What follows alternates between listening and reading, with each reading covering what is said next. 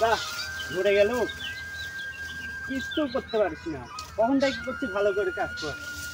তোদের নিয়ে এসে অযথা টাকা নষ্ট করি। লিচুর দাম জানিস? তাড়াতাড়ি ভালো করে সাফ কর, একটাও যেন নষ্ট না হয়। তাড়াতাড়ি কাজ কর।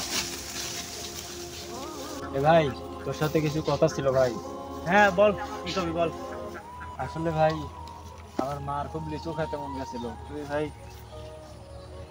ভাই এই 30 টাকার লিচু দে। 30 টাকার লিচু হয়? তুই লিচুর দাম জানিস? লিচুর দাম বর্তমান হচ্ছে 600 টাকা শ। আর এই 30 টাকাতে কি হবে? যা বাড়ি যা, বাড়ি যে 600 টাকা নিয়ে আগা, লিচু দেওয়া দিব না। এ ভাই, 600 টাকা তো আমার দিন মজুরিও হয় না। আমি 600 টাকা কোনে পাবো? তুই আমার 30 টাকার লিচুই দে ভাই।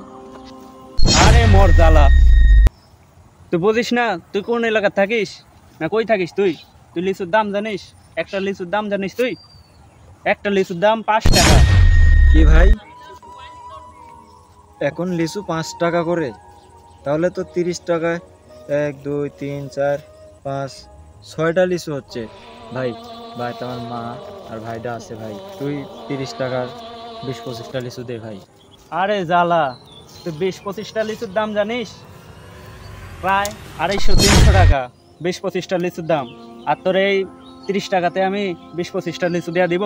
মগের মূল্য পাইছিস? এ যা যা যা, 30 টাকা লিচু কিনতে আইছে, মগের মূল্য পাইছে। তোর কথাই আমার শুনতে মন যাচ্ছে না, যা। এ ভাই, ওরকম করে করছিস কেন? এলাকায় সবার বাগানে লিচু ভাঙ্গা শেষ, এক তোর বাগানেই আছে। আর তুই যে দাম করছিস ভাই, এই 30 টাকা নিয়ে বাজারে লিচু কিনতে গেলে আমার 30 টাকা গাড়ি ভাড়ায় চলে যাবে। তুই এই 30 টাকায় কয়েকটা লিচু দে ভাই, আমার মা আর ছোট ভাইটা খাক। না, জ্বালাইলি তো। এ নে, ওই যে সাইডে কিছু লিচু পড়ে আছে, ওগুলা ফুটে নে যা।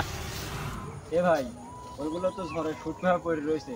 তুই কয়েকটা ভালো লিচু দে না ভাই, 30 টাকা দিয়া। 30 টাকা লিচু নিতে আসিস, পচা হবে না তো ভালো হবে?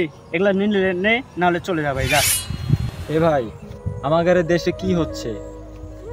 আমাদের দিন মজুরের বেতন কারো কারো 500 টাকা, কারো 300 টাকা, কারো আবার 200 টাকা।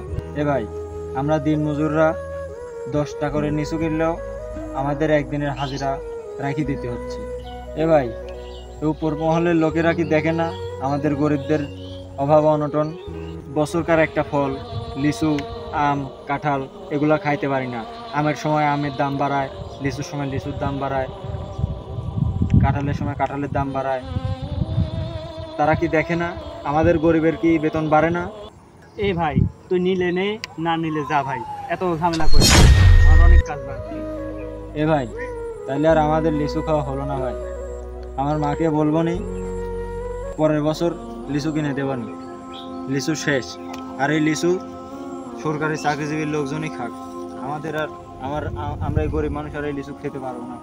যারা উপর মহলে আছেন তাদেরকে বলতেছি, আপনারা গরিব ধনীর মধ্যে পার্থক্যটা বুঝবেন, জিনিসপত্রের দাম সীমাবদ্ধর মধ্যে রাখবেন, যেন সবাই সমানভাবে বছরের ফলগুলো কিনে বাসায় নিয়ে একসাথে আনন্দের সাথে খেতে পারে। আপনারা আপনাদের চেয়ারগুলোর সঠিক ব্যবহার করবেন আশা করি।